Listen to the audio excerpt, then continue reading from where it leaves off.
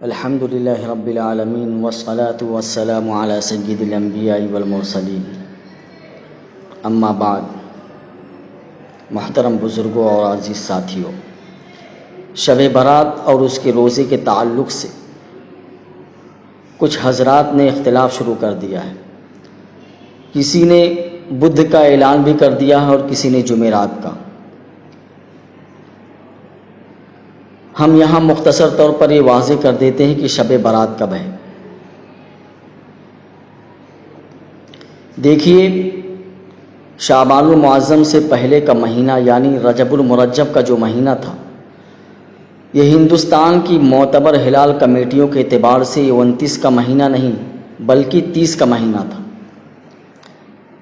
اب اس حساب سے شعبان المعظم کی پہلی تاریخ جمعہ کے دن کی تھی، لہٰذا 9 اپریل بروز جمعرات شعبان کی 14 تاریخ ہے۔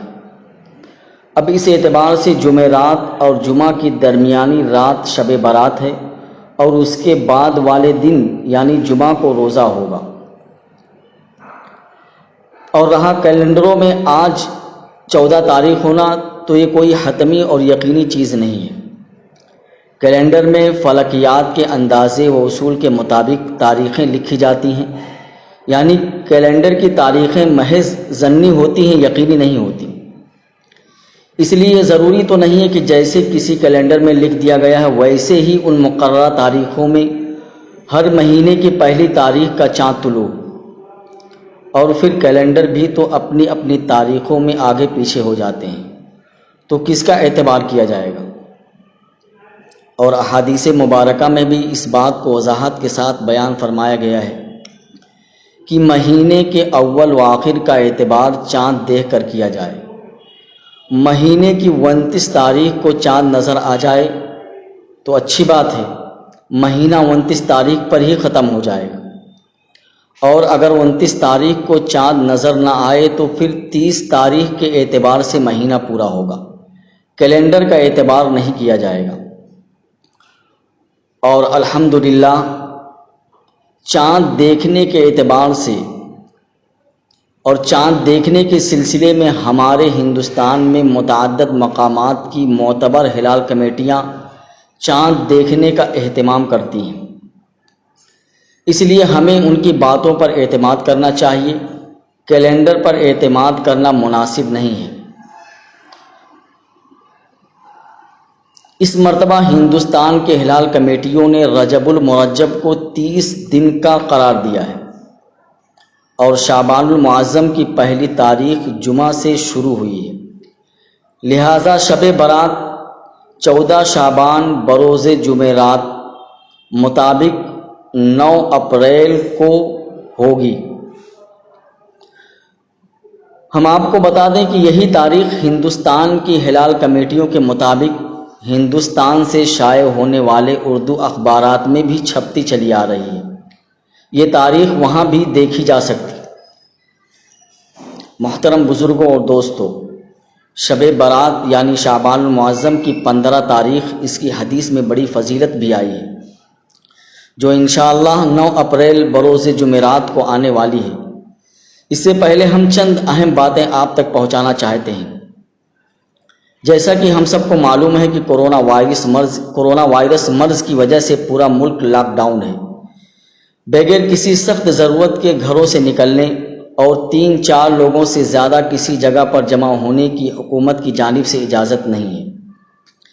اس لیے ایسے مجبوری کے حالات میں ہماری تمام ایمان بھائیوں سے درخواست ہے کہ اس فضیلت والی رات میں نماز اور دیگر عبادتیں اپنے گھر پر ہی انجام دیں، مساجد کا رخ نہ کریں، یا پھر کسی سوسائٹی یا بلڈنگ میں لوگوں کو اکٹھا نہ کریں، اور قبرستان بھی نہ جائیں، بلکہ اپنے گھروں میں رہ کر ہی اپنے مرحومین کے لیے ایصال ثواب اور دعائے مغفرت کریں۔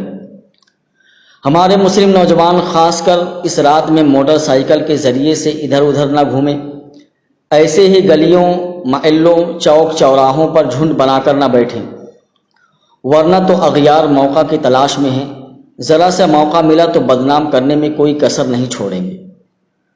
اس لیے گھروں میں رہیں، توبہ و استغفار کا اہتمام کریں اور اس مہلک بیماری سے نجات کی دعا کریں۔ اپنے محلے اور اپنے پڑوس میں موجود غریب کی مدد کریں، صدقہ و خیرات کا اہتمام کریں، معاشی طور پر پریشان لوگوں کی مدد کریں۔ اللہ پاک ہم سب کو اپنے حفظ و امان میں رکھے، ہم سب کی مدد فرمائے، اس مہلک وبا سے ہم سب کو محفوظ رکھے۔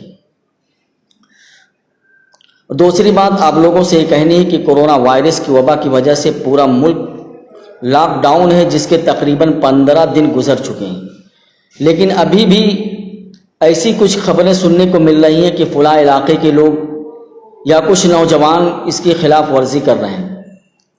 شاید ایسے لوگ ان پابندیوں کو صرف حکومت کی انتظامی پالیسی کے طور پر دیکھ رہے ہیں، جبکہ ایسا نہیں ہے۔